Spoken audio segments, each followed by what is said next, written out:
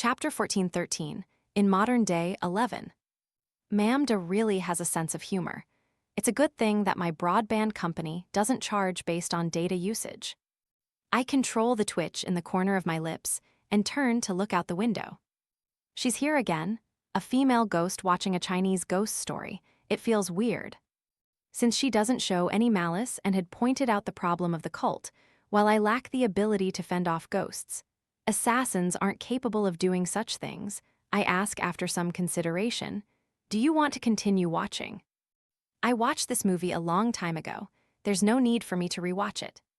Besides, I still have to go to the airport to pick up the VIP tomorrow.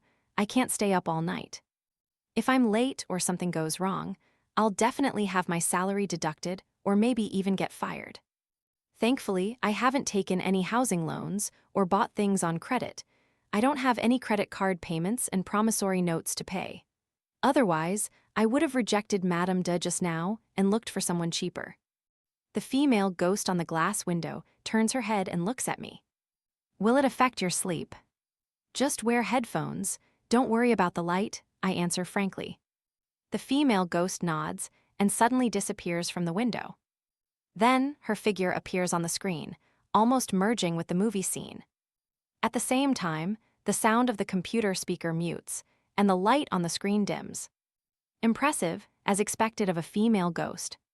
I don't know why, but I feel that my fear of ghosts is decreasing. Thinking back to when I was young, I was often scared out of my wits by horror movies.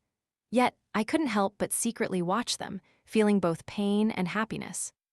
I get up, switch off the light in the room, climb into bed, pull the duvet over me, and drape it over my chest. I close my eyes as I prepare to sleep. Vaguely, I feel like I've forgotten something. A minute later, I snap awake. I open my mouth and say, "Good night." As a successor of socialism, I have to be polite even when facing female ghosts. A few seconds later, an ethereal voice reverberates in my ears. "Good night." With this done, I begin to sleep with ease. Not long after, I fall into a deep sleep. When I wake up, I realize that the sky is already bright. Sunlight passes through the curtains, scattering across my bed. Out of habit, I laze in bed for a few minutes, and slowly I become conscious. I sit up slowly. Turning my head instinctively, I see that the monitor screen has been switched off. However, the computer hasn't switched off. It's still blinking red. Did she leave after she was done watching? I gradually recover my memories from last night, like I've experienced a clear dream. Shaking my head, I pick up my cell phone to check the time. Fuck. I scramble up and dash to the bathroom. I'm almost late. If I were to mess things up, CEO Huang will skin me alive. He only treats pretty girls kindly. At that moment, there's no assassin, cult, female ghost, or medium to interfere with my thoughts. For humans, living takes the utmost priority. And the most important thing needed to live is to have money. After 5 minutes, I finish washing up and changing my clothes. I rush downstairs. Here, I have to thank my 2 roommates. They always sleep late and wake up late. They don't clash with the time when I need to use the bathroom. They don't delay my getting to work. Peng Dang had said before that the person he rented an apartment with in another city would always take hour-long baths in the morning, making him either have to wake up early or bring his toothbrush and towel to the office. I suddenly feel regret when I reach the staircase. I'm an assassin. I could have jumped from the 6th floor. This could have saved me plenty of time. However, there must be a lot of pedestrians outside at this point. If I dare go up the windowsill, they would probably call the cops. That would only waste more time. Without another thought, I jump down the more than 10 steps at a time, allowing me to quickly reach the ground floor. During this process, I even had the time to unlock my phone and hire a car to send me to the airport. I can make a claim for transportation expenses since it's for business. My luck isn't bad. Very soon, someone takes my request. Furthermore, he's nearby. After I rush out of the compound, a white peer-to-peer ride-sharing car stops in front of me in less than a minute. Perfect. As I heave a sigh of relief, I pull the door open and climb in. Airport. Okay. The driver is wearing a mask and has no habit of striking up a conversation. This is what I like. just like I like having a mute for my haircuts. I glance at my phone again.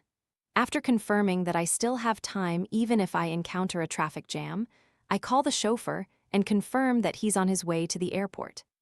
This driver isn't part of our company. He's from the local office branch that the foreign VIP is part of. In other words, there's no need for me to pick up Mr. Zaratulstra, as his own employee will be responsible for it. However, CEO Huang still sent me to receive him to show his sincerity. After making sure that everything is fine, I start using my phone. In the process, I see a joke post. Why is the person I'm seeing suddenly ignoring me? She insisted on going to my house to watch a movie yesterday. I still had to wake up early for work, so I got her to sit by the bed and watch it alone. Hattie. I mock this guy and check the replies. About an hour later, the car arrives at the airport. Thankfully, I'm still early. I breathe a sigh of relief and give the driver a 5-star rating. Then I open the flight schedule and confirm the arrival time. NH6567 landed at the alternate airport, Ningbo Airport, due to an engine malfunction. Holy shit, is this for real? I quickly call the other party's chauffeur. Hey, there's a problem with the flight. It was redirected to Ningbo. I'll immediately give Mr. Zaratulstra a call and confirm if he will immediately make a domestic transfer or if he will come by high-speed rail. Or whether we should wait for tomorrow, the chauffeur says rather calmly. Okay, where are you? I'll come and meet you first. I'm having a headache just thinking that I might have to wait at the airport for a few more hours. After asking for the location of the car park, I walk all the way there and find the chauffeur. This driver is a foreigner with black hair and blue eyes. He had a mustache that isn't too thick, and he looks rather handsome. Hello, how do I address you? I ask as I approach.